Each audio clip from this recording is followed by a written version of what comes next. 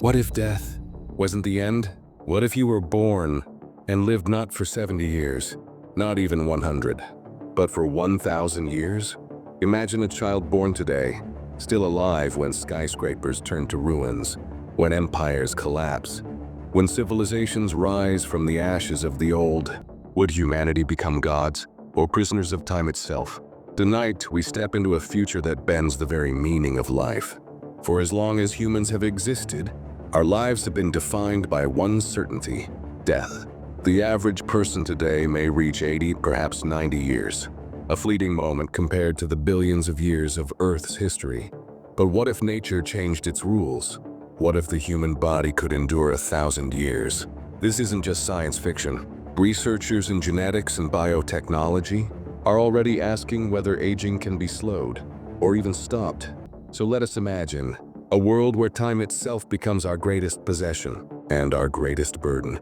To live 1,000 years, the human body would need to resist the very forces that slowly tear it apart: DNA mutations, cellular decay, diseases that weaken us over time.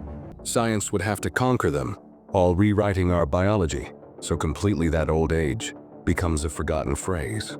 But what would happen to us, our societies, our planet, if every human carried nearly a millennium of life? A lifespan of 1,000 years would reshape everything we know.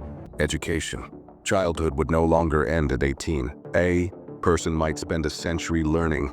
Imagine a doctor with 200 years of study, the musician with 300 years of practice. Human talent would reach unimaginable heights. Knowledge. The greatest thinkers of today would still be alive centuries from now, building on their own ideas instead of leaving them to the next generation. Science could leap forward like never before. Relationships. Families would stretch across dozens of generations. A single person could meet their great-great-great-great-grandchildren. Marriage vows of "till death do us part" might lose their meaning. Could love survive 500 years? Wealth and power. Those who control resources would keep them for centuries. Dynasties of unbroken power could dominate the world. The rich may grow unimaginably richer, while the poor are trapped in endless struggle. The planet. Humanity would grow in number. If death slows down but birth continues, Earth could become a crowded prison, struggling to feed billions upon billions of eternal lives. To live 1,000 years is not just about time. It's about what time does to the world around us. Throughout history, the dream of eternal life has haunted humanity. Ancient kings searched for elixirs of immortality. Alchemists spoke of the philosopher's stone. Myths promised fountains of youth. But every empire that reached for eternity fell. Science, however, is different. We now understand aging at a molecular level. Telomeres, the protective caps of our DNA, shorten each time our cells divide.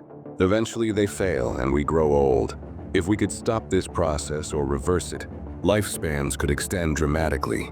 Not 1,000 years perhaps, but maybe 150, maybe 200. And if science could do that, could it go further?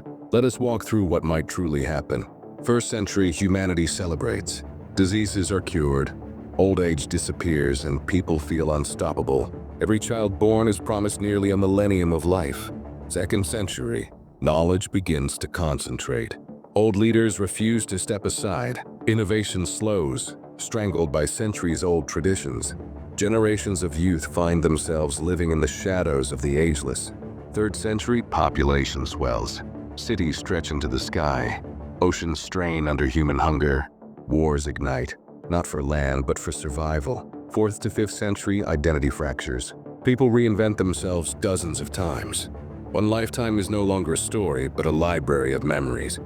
For some, this is freedom. For others, it is unbearable. Beyond, the meaning of life changes. Death, once the enemy, becomes a release.